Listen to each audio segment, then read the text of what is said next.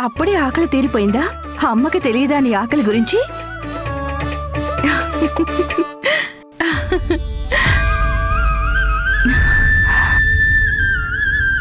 ఇదేమిటి కన్నయ్య, నీ నోట్లో ఏంటది? చూపించు. అయ్యయ్యో, నేను మర్చిపోయాను. నాలోనే సకల లోకాలు ఉన్నాయి కదా, అవన్నీ అమ్మ చూసేసింది. ఇప్పుడు ఏం చెయ్యాలి? ఏమైంది సుధా? ఏమండి, అది మన కన్నయ్య. అదిగో తన నోటిలో. ఏంటి? మర్చిపోవచ్చుగా అమ్మా, ఏమీ లేదు నా నోట్లో. కన్నయ్య, నోరు తెరువు, మీ నాన్నగారికి చూపించు. అబ్బా, ఏముంది తన నోట్లో? బహుశా నాకేదో భ్రమ కలిగింది. అయినా అదేం భ్రమ? అరే చెప్పొచ్చుగా యశోదా. లేక ముహూర్తం విషయంలో నేను నేర్పించినందుకు ప్రతీకారం తీర్చుకుంటున్నావా? లేదండి, అలాంటిదేమీ లేదు. అయితే మరి చెప్పొచ్చుగా, ఏం జరిగింది? నేను కన్నయ్య నోటిలో ఏదో చూశాను. ఏం చూసావు? నేనిరుక్కుపోయాను. ఇప్పుడు అమ్మ జరిగిందంతా చెప్పేస్తుంది. దాంతో గోరంత కాస్త కొండంత అయిపోతుంది. అప్పుడు వీళ్ళని అదుపు చేయడం నా వల్ల కాదు. చూశానంటే తన నోటిలో సకల బ్రహ్మాండము చూశాను. బ్రహ్మాండం? కన్నయ్య నోట్లోనే. అవునా? అయితే నా నోరు కూడా చూడు.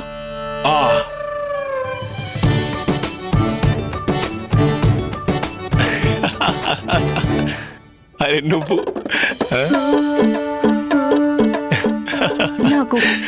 నాకు తెలుసు మీరు నన్ను వెక్కిరిస్తారు అని. అరే లేదు లేదు, ఇంకోసారి చూడు.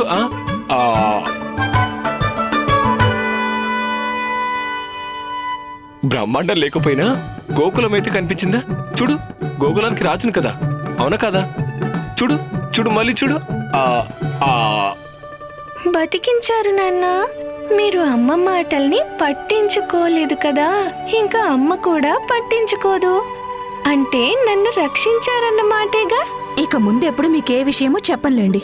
వెళ్ళండి, నామకరణానికి ఏర్పాట్లు చేయండి. అలాగే ఈసారి మాత్రం ఉత్సవం చిన్నగా చేద్దామంటే నేను ఒప్పుకోనంతే. అరే తనకు ఎలా చెప్పాలి? ఏ ఉత్సవం కూడా ఘనంగా చేయలేమని. కంసుడి దృష్టి మన మీద పడక తప్పదు.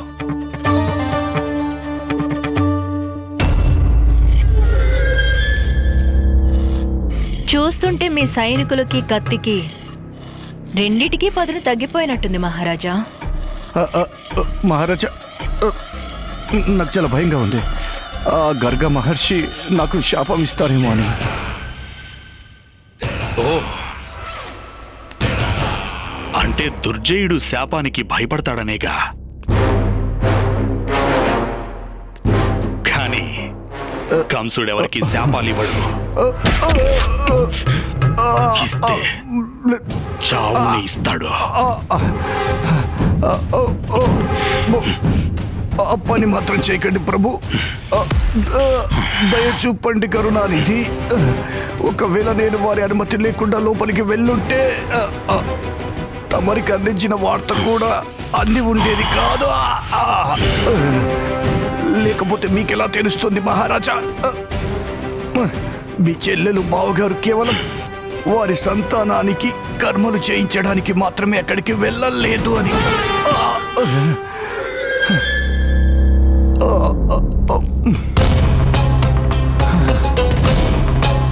ఎందుకెళ్లారు? ఎంత ప్రయత్నించినా వినపడలేదు మహారాజా. కానీ నేను స్వయంగా నా కళ్ళతో చూశాను మహారాజా. రాకుమారి దేవకి గర్గ మహర్షి చేతికి ఏదో ఇచ్చారు. అదేమిటో తెలీదు. ఆ గర్గ మహర్షి వారికి ఏదో వాగ్దానం కూడా చేశారు. తగిన సమయం కోసం నిరీక్షించండి రాజేంద్ర. మీ 2 కార్యాలు పూర్తవుతాయి. మహారాజా, నేను మీకు అందరికంటే నమ్మకమైన సేవకుణ్ణి. తమరి ఆదేశాలన్నింటినీ పాటించడమే నా బాధ్యత కదా. అందుకే నా బాధ్యతను నిర్వర్తించాను మహారాజా. అయినప్పటికీ నా తరపున ఏదైనా తప్పు జరిగిందంటే కనుక దయచేసి నన్ను క్షమించండి మహారాజా, నన్ను క్షమించండి. ఆ రోజు ఉత్కచుడు చెప్పిన మాట నిజమే. వాళ్ళిద్దరూ నాకు వ్యతిరేకంగా ఏదో కుట్ర జరుపుతున్నారు. ఇంకా లాభం లేదు. ఇప్పుడు నేను తగిన వ్యక్తిని ప్రయోగించాల్సి ఉంది. తను కూడా నా ఖడ్గమంతా పదునైన వాడై ఉండాలి.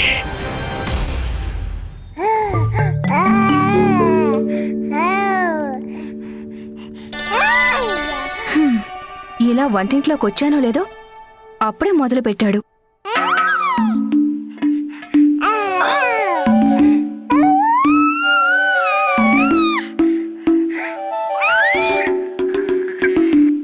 కాస్త పెద్దయ్యాక నువ్వు మీ నాన్నకి సహాయం చేయాల్సి ఉంటుంది. వినపడిందిగా? చేస్తావుగా సహాయం? తను పుట్టి 100 రోజులు కూడా కాలేదు, అయినా అప్పుడే తనకి సహాయం చేయడం గురించి మాట్లాడేస్తున్నారు. సహాయం అనే మాట ఎత్తగానే నీ నోట్లో నుంచి మాటలు రావడం లేదు కదా. ఇంతవరకు గొప్పగా ఊ ఊ అనన్నా. చెప్పు, నాకు సహాయం చేస్తావా లేదా? సరే చెప్పు కన్నయ్య.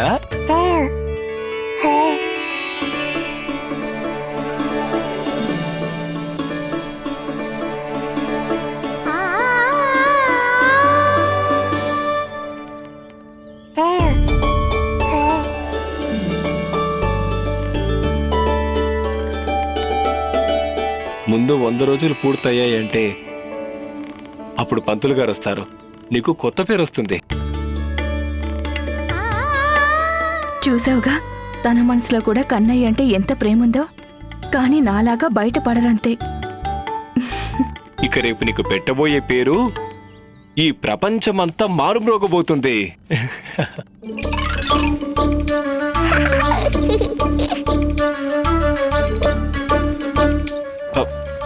కన్నయ్య, నాకెన్ని పనులున్నాయో తెలుసా? ఇక్కడ నీతో మాట్లాడుకుంటూ కూర్చుంటే ఎలా? మధ్యలో నేనేం చేశాను నాన్న? మీరు పైకి కనిపించరు కానీ తన నామకరణం పట్ల నాకెంత ఉత్సాహం ఉందో మీకు అంతకు రెట్టింపు ఉత్సాహం ఉంది. నాకు బాగా తెలుసు. పుత్రుడి నామకరణం అంటే తండ్రికి ఈ మాత్రం ఉత్సాహం ఉండదా? తప్పకుండా ఉంటుంది. అందుకే చెప్తున్నాను, మీ ఉత్సాహాన్ని మీ కొడుకుతో పంచుకుంటూ ఉండండి. నేను ఇప్పుడే వస్తాను.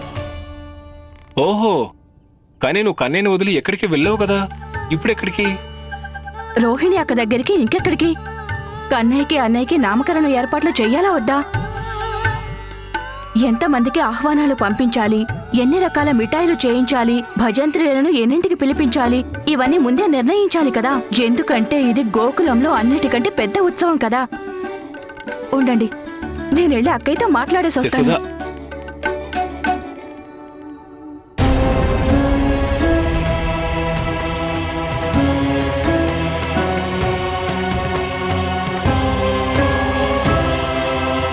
ఇప్పుడు ఇవన్నీ అవసరం లేదు యశోదా. అవసరం లేదంటే అర్థం? తమరేం చెప్పాలనుకుంటున్నారు?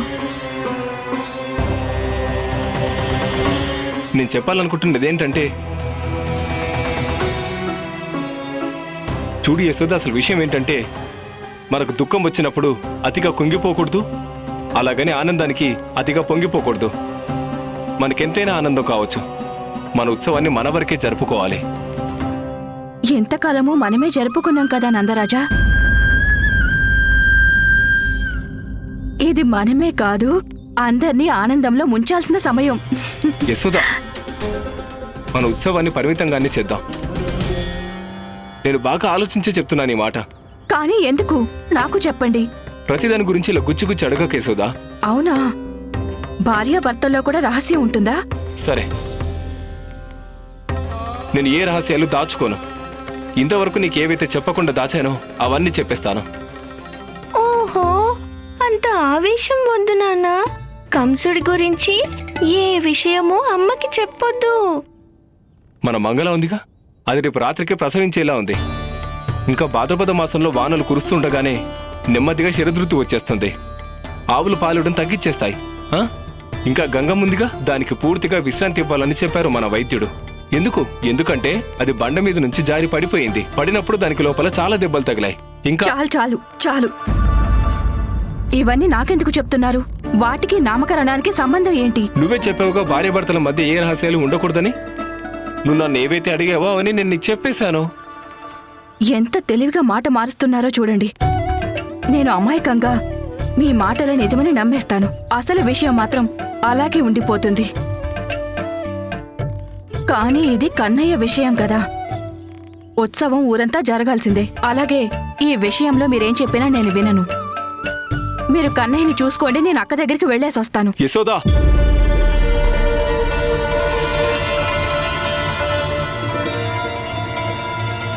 విషయం కేవలం వినడం గురించి కాదు, దాన్ని అర్థం చేసుకోవడం కూడా అవసరం.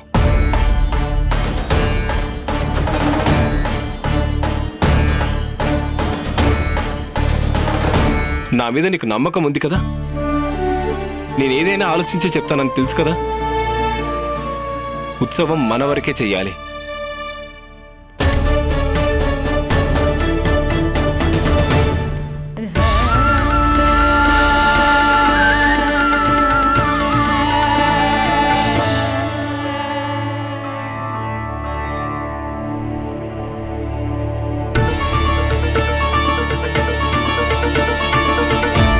నన్ను క్షమించు కన్నయ్య, మీ అమ్మ మీద నేను కోపడాల్సి వచ్చింది. మీరు నా భద్రత గురించే ఆలోచించారు నాన్న. నేను అర్థం చేసుకోగలను. మీరు తీసుకున్న నిర్ణయం తెలివైనదే.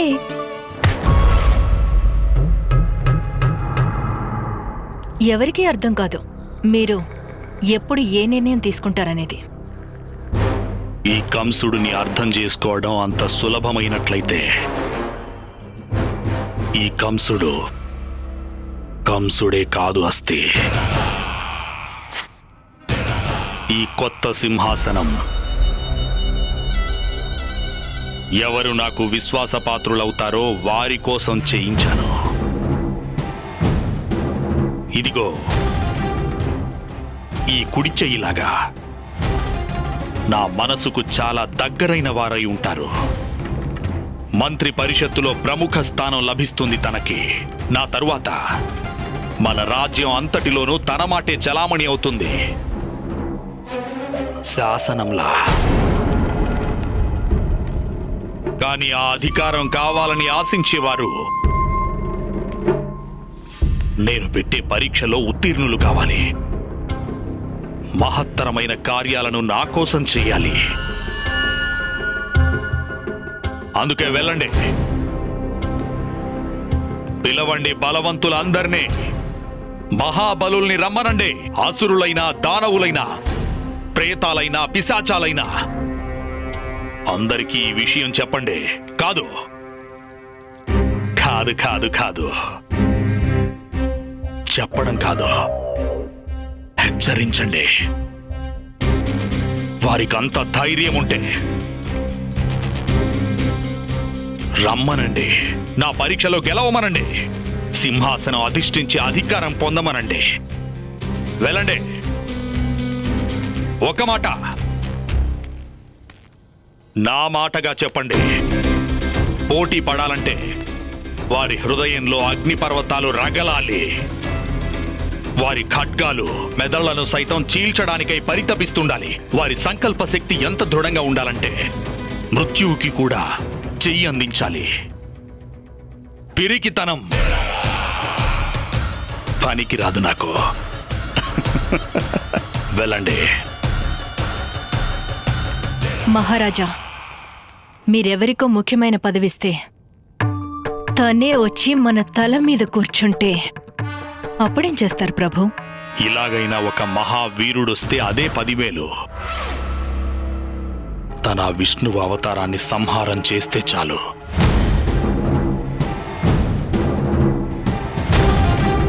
ఇంక నీ ప్రశ్నకు సమాధానం నా తల మీద కూర్చోవడం. నీవు మరచిపోవద్దస్తి,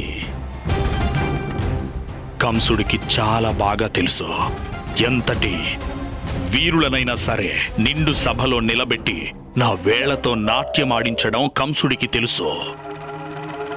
తా త్రిక తా.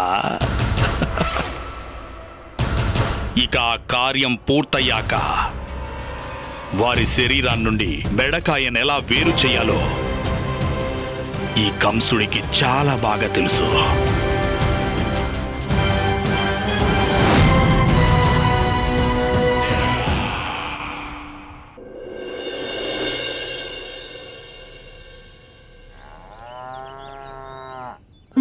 కన్నయ్యకి 100 రోజులు నిండినప్పుడు కనీసం 100 మందినైనా పిలవాలా వద్దా? మీ అన్నదమ్ముల నామకరణం కదా. ఆ ఇదేమైనా నవ్వాల్సిన విషయమా? నువ్వే చెప్పు కన్నయ్య. ఈ లోగిలి చూస్తే ఉత్సవం జరిగే భవనంలా ఉందా? బంధువులెవరూ లేకపోతే అదేం ఉత్సవం, అదేం ఆనందం? నువ్వే చెప్పు. నన్నేం చేయమంటావు? నీకు తెలుసా కన్నయ్య, నాకనిపిస్తోంది మీ నాన్నగారు పిసినారిలా తయారయ్యారని. లేకపోతే ఆయనకి సమస్య వస్తుంది చెప్పు, వైభవంగా జరిపిస్తే. ఇదిగో గోకులానికి రాజుగారి పుత్రుడు నువ్వు, రాకుమారుడు. ఇక నీకే ఉత్సవం చేయకపోతే ఇంకెవరికి చేస్తాం చెప్పు?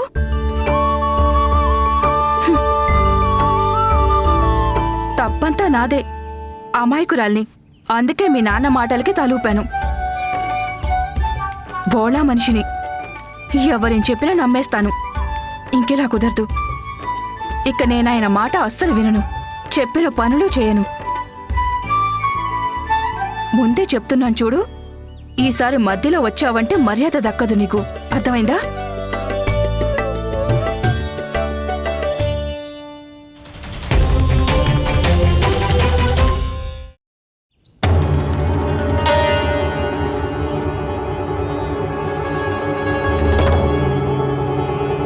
ఏమైంది? ఆ ఏదైనా సమస్య వచ్చిందా?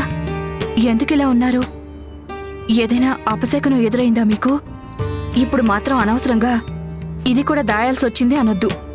ఏం జరిగిందో చెప్పండి నాకు.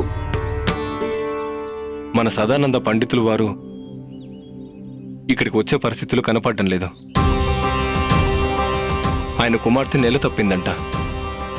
అందరూ అక్కడికి ఖచ్చితంగా వెళ్ళక తప్పదు అన్నారు. చాలా మంచి విషయం చెప్పారు. కానీ మన కన్నయ్య నామకరణం నిర్ణయించిన ముహూర్తానికి జరగాలి కదా. అదే నాకు అర్థం కావడం లేదు. మీరిలా బాధపడాల్సిన అవసరం ఏమాత్రం లేదు గాని మీరు కార్యక్రమానికి ఏర్పాట్లు చేసుకోండి. అసలైన వారొస్తున్నారు.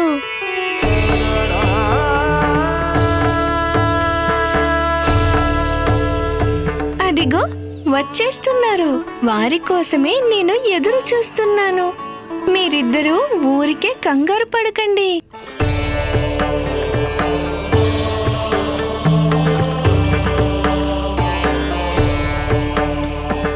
ఇప్పుడు ఎవరు చేస్తారు మన కన్నయ్యకి నామకరణం? గర్గ మహర్షి, నందరాజా, యశోదమ్మ, గర్గ మహర్షి మన గోకులంలోకి వస్తున్నారు.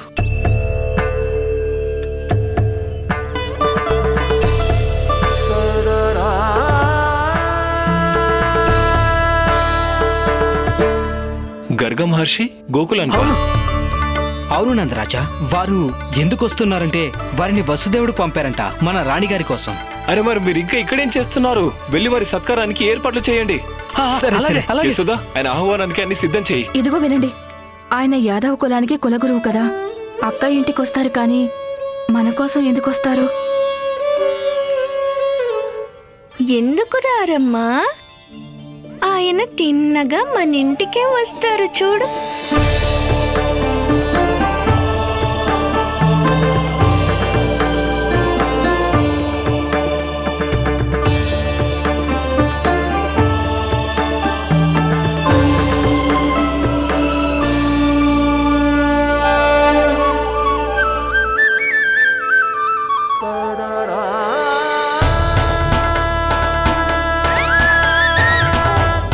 నాకేమైందో అర్థం కావడం లేదు. నాకు తెలియకుండానే భవనం వైపుగా వెళుతున్నాను ఎందుకు? తమరిక్కడికి వస్తే గాని మా అమ్మా నాన్నల ఆందోళనకి పరిష్కారం లభించదు మహర్షి. ఆయన ఎందుకు వస్తున్నారో నాకు తెలియదు, కానీ వెళ్ళి వారికి స్వాగత సత్కారాలు చేయాలి.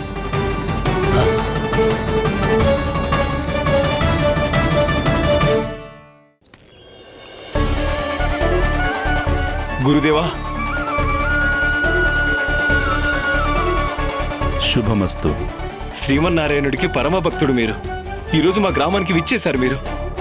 మా జన్మ ధన్యమైంది మహర్షి. ఆ మండువాలోగిలి మీదేనా నందరాజా? తమరి పవిత్ర పాదాలు సోకితే మా లోగిలి కూడా పావనమైతుంది మహర్షి.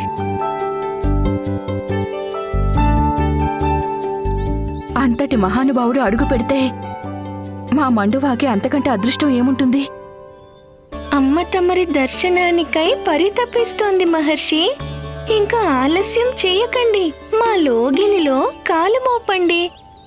వీచండి మహర్షి.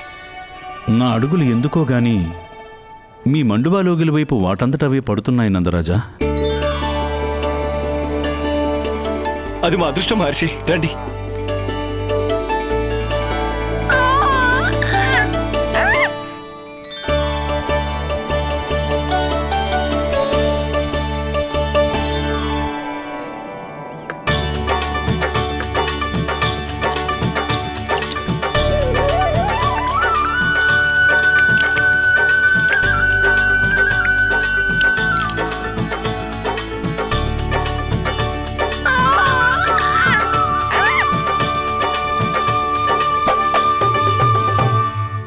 శుభమస్తు.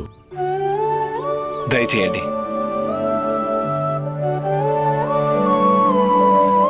బయలుదేరింది రోహిణీదేవిని కలవడానికి, కాని ఎందుకో మీ లోగిలిలోకి నడిచి వచ్చాను. గురుదేవా, మహర్షి, దీన్ని కూడా రోహిణి అక్కయ్య ఇల్లనే భావించండి. నేను ఇప్పుడే వెళ్ళి పిలుచుకుని వస్తాను. గురుదేవా, మా అదృష్టం కొద్ది మీరు ఇక్కడికి రావడానికి అంగీకరించారు. చెప్పండి, తమరికేం కావాలో సెలవివ్వండి. నన్ను మీ సోదరుడు వసుదేవుడు పంపించాడు నందరాజా.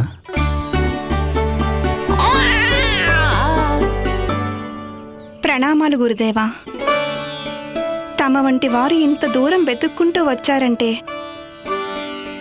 ఏదో బృహత్ కార్యమే అయి ఉంటుంది. సరిగ్గా గ్రహించారు. తమ పుత్రుడికి నామకరణం చేయడానికే వచ్చాను నేను.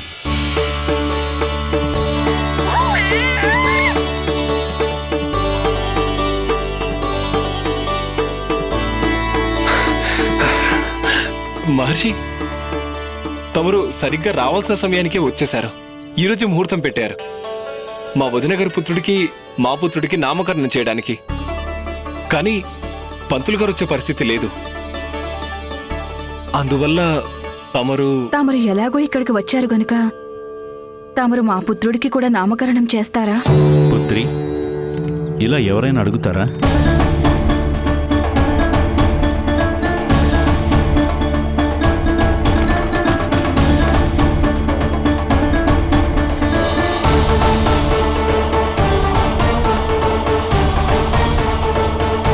పుత్రి, నీ ఉద్దేశం ఏమిటి? తమరికి విన్నవించుకోవడం. దయచేసి నా విన్నపాన్ని కాదనకండి మహర్షి. అన్నదమ్ములిద్దరి నామకరణం ఒకేసారి జరిగిపోతుంది.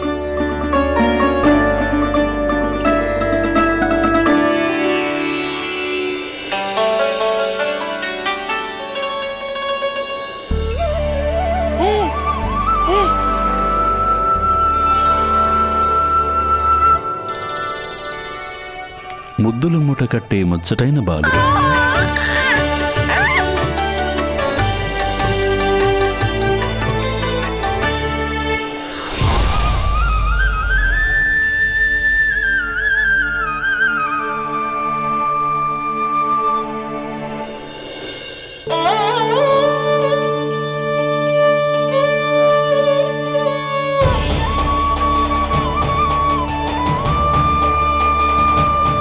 వీళ్ళిద్దరినీ చూస్తుంటే గురుదేవుని కన్నుల్లో కన్నీరెందుకొస్తోంది?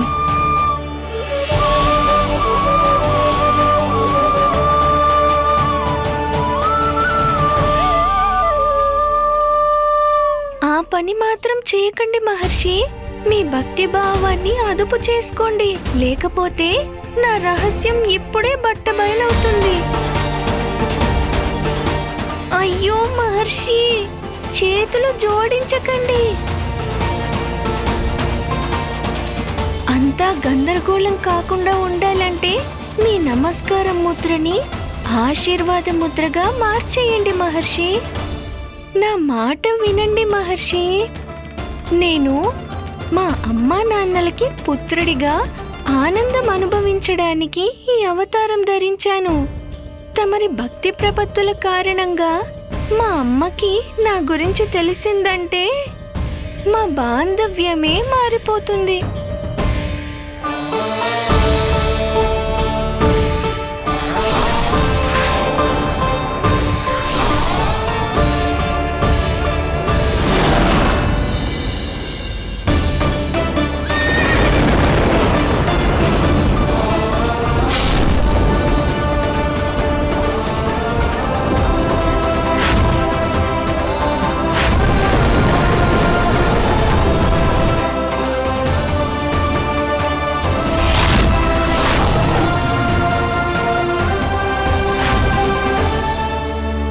తమరికి ఇప్పుడు నిజం తెలిసింది కనుక మీరు నాకు చేతులు జోడించి నా రహస్యాన్ని బయట పెట్టకండి.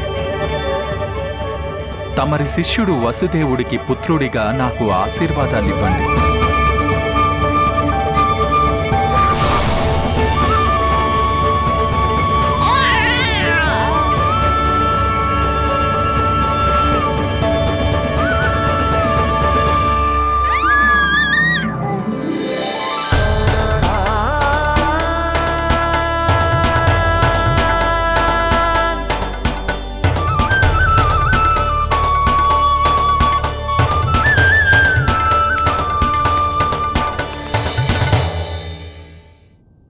మహర్షి, ఈ మౌనం ఎందుకు?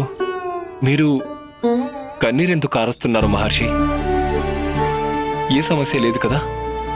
ఇప్పుడైనా మా కన్నయ్యకి నామకరణం చేస్తారు కదా? మీ పుత్రులకు నామకరణం చేయడం కంటే అదృష్టం ఏముంటుంది తల్లి?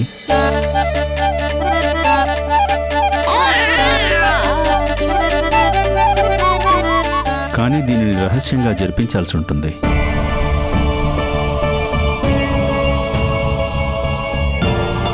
బహుశా ఇది మా స్వామి కోరిక అయి ఉంటుంది. అలా చేస్తే కంసుడి దృష్టి మన పుత్రుల మీద పడదు కదా. మహర్షి కనుక వారికి కంసుడి అగత్యాల గురించి తప్పకుండా తెలుసుంటుంది. ఏ తల్లికైనా తనయుడి నామకరణం చెయ్యడం ఏ ఉత్సవానికి తక్కువైంది కాదు. కానీ రహస్యంగా చేయక తప్పదు. తల్లులిద్దరికీ అంగీకారమేనా? అంతా తమ ఆజ్ఞ గురుదేవా. అంగీకారమే గురుదేవా. అయితే మరి నామకరణం ఏర్పాట్లు ఎక్కడ చేయాలో చెప్పండి. గురుదేవా, గుడిలో చేస్తే పర్వాలేదా? అంతకంటే పవిత్రమైన చోటు ఎక్కడుంటుంది? మహర్షి, తమరు విశ్రాంతి తీసుకోండి. మేం వెళ్ళి ఏర్పాట్లు చేసేస్తాం. నేను మీ పుత్రులతో కాలం గడపాలనుకుంటున్నాను. అది వారి అదృష్టం స్వామి. మేం వెళ్ళొస్తాం.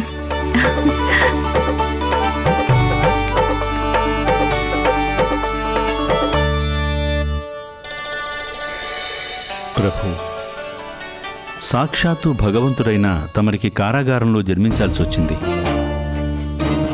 ఇప్పుడు కన్న తల్లిని కాదని మరో తల్లి చేతిలో పెరుగుతున్నారు. గోకులానికి వచ్చినప్పటి నుండి తమరిలా రహస్యంగానే ఉండాల్సి వస్తోంది. ఇంత చిన్న వయసులోనే కంసుడు పంపిన ఎంతో మంది దుర్మార్గులను సంహరించారు.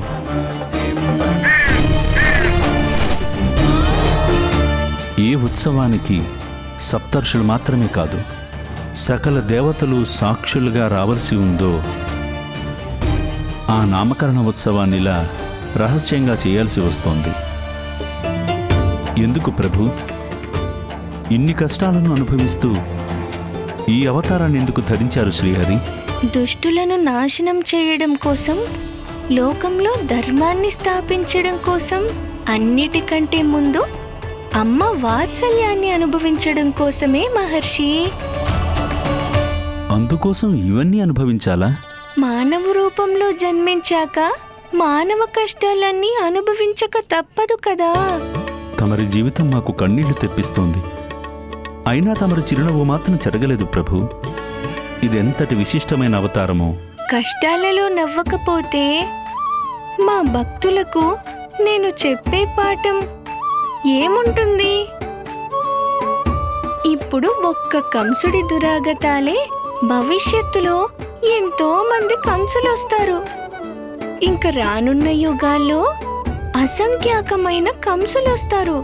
అందుకే మా భక్తులందరికీ కష్టాల్లో ధైర్యంగా ఎలా ఉండాలో చెప్పడానికి ఇవన్నీ చేస్తున్నాను మహర్షి.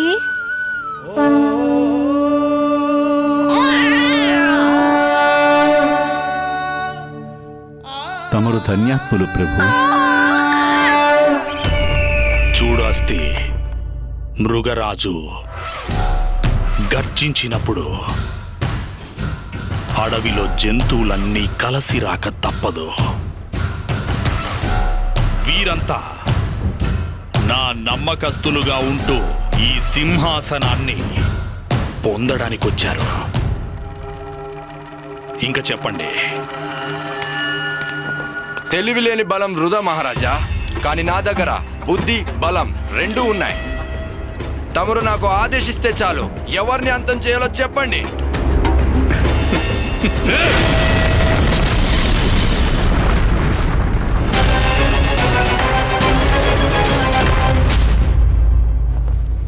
ఏర్పాట్లన్నీ పూర్తయినట్లేగా?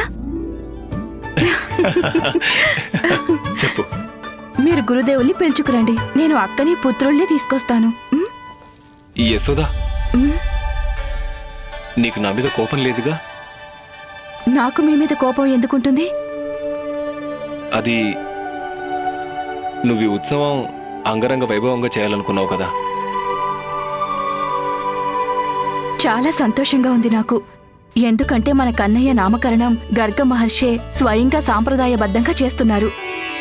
ఇప్పుడు అర్థమైంది, ఉత్సవం గొప్పగా జరిపిస్తే చాలదు, సంతోషమే అన్నిటికంటే గొప్పదని. నా సంతోషానికి గల కారణం అన్నదమ్ములిద్దరి నామకరణం ఒకే ముహూర్తానికి జరగడం. ఇక ముహూర్తం మించిపోతుంది. నువ్వు వెళ్ళు. ఉండండి, నేను ఇప్పుడే తీసుకొస్తాను.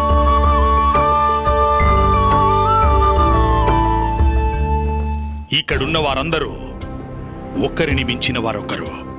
మరి నా కార్య సాధనకు ముందుగా మీలో ఎవరిని ఎంచుకోవాలి? నా సామర్థ్యం తమరింతవరకు చూడలేదు మహారాజా.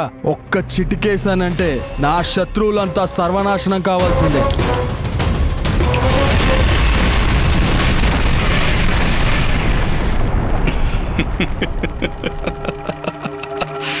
భలా, కానీ తమరింకా చెప్పనే లేదు మేమేం చేయాలనేది. అంతం చెయ్యాలి. ఈ మధ్య పుట్టిన బాలుడి అంతం.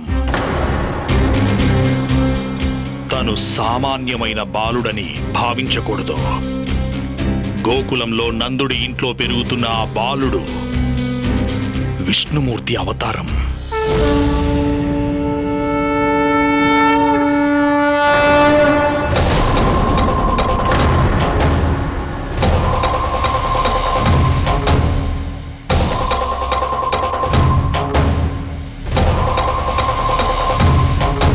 ఏమైంది?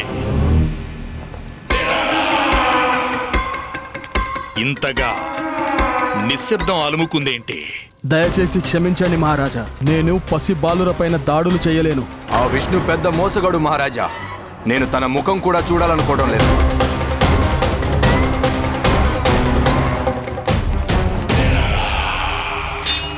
వారిని వదిలిపెట్టండి. ఈ సింహాసనం అధిష్ఠించడానికి పిరికి వాళ్ళేమాత్రం పనికిరారో వెళ్ళనివ్వండి.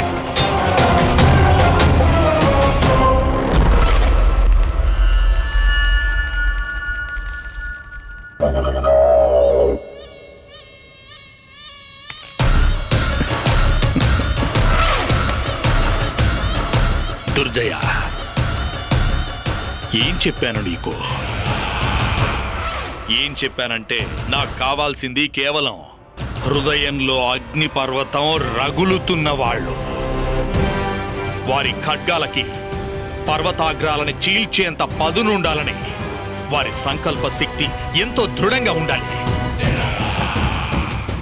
సాక్షాత్తు మృత్యువుతోనే తలపడాలి. అలాంటి వాడే ఈ సింహాసనం మీద కూర్చోవడానికి అర్హుడు. మహారాజా,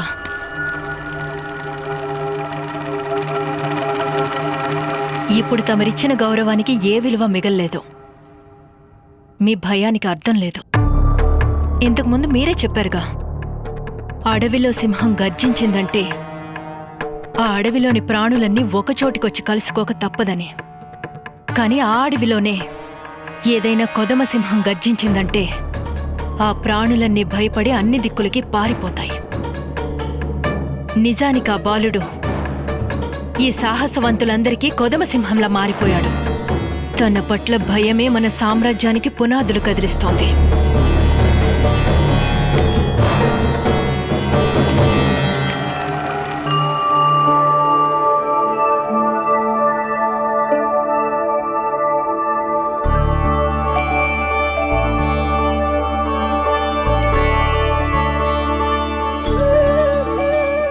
శ్రీమన్నారాయణ, నాకు మార్గదర్శనం చెయ్యండి.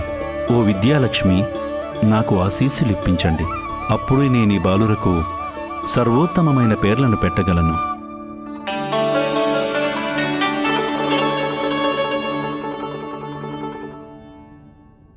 తమరి పుత్రుడు ఒక అన్నగారి కర్తవ్యాన్ని నిర్వర్తించాల్సి ఉంటుంది. ఆ బాధ్యతని శ్రీరామచంద్రుడి కంటే బాగా ఎవరు నిర్వర్తించారు? వారికి తన సోదరులతో గల అనుబంధం గొప్పది. నేను శ్రీమన్నారాయణ నుండి కోరుతున్నది ఒక్కటే, రాముల్లాగే తమ తమ్ముడిని వాత్సల్యపూరితంగా చూసుకుంటే చాలు.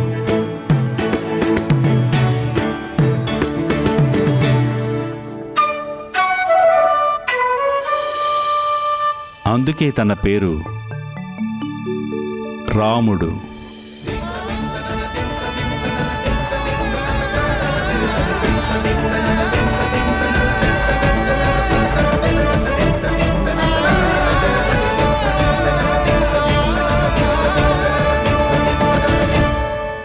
అన్నగారంటే ఆదర్శాలు, న్యాయ విచక్షణతో బాటుగా తగినంత బలం కూడా ఉండాలి.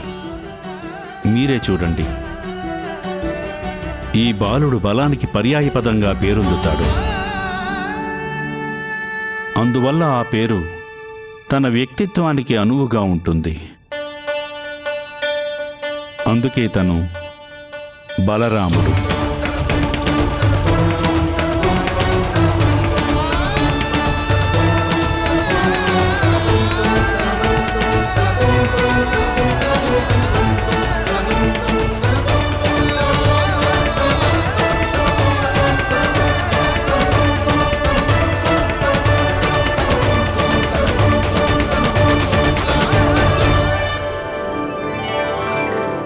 బలరామా,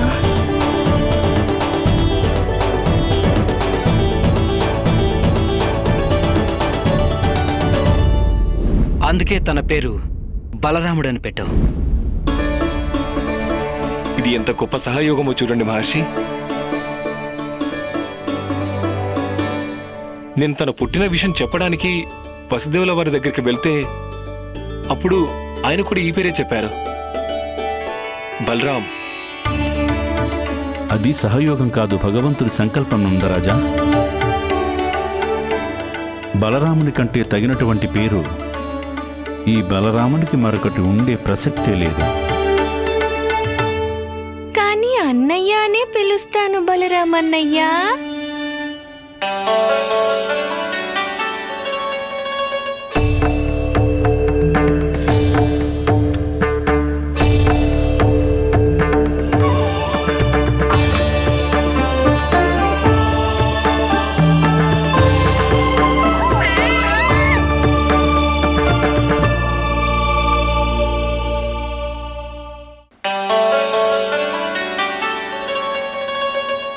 పుత్రా, ఇక నుండి నీ పేరేమిటో తెలుసా? బలరాముడు. బలరాముడు. బలరాముడు.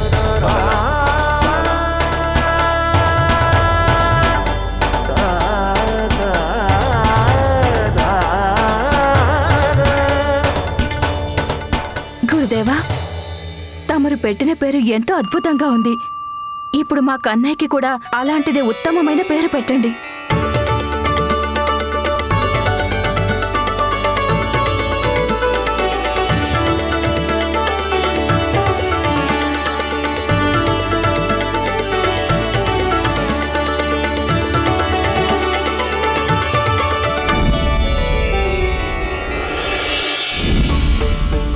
ఈ కఠినమైన కార్యం తమరే నాకు అప్పగించారు ప్రభు.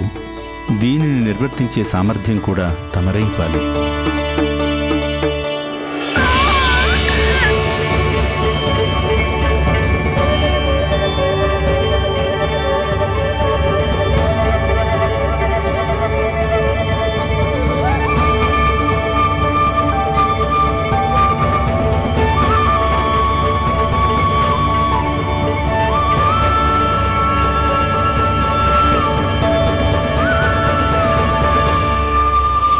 కృష్ణ కృష్ణ కృష్ణ కృష్ణ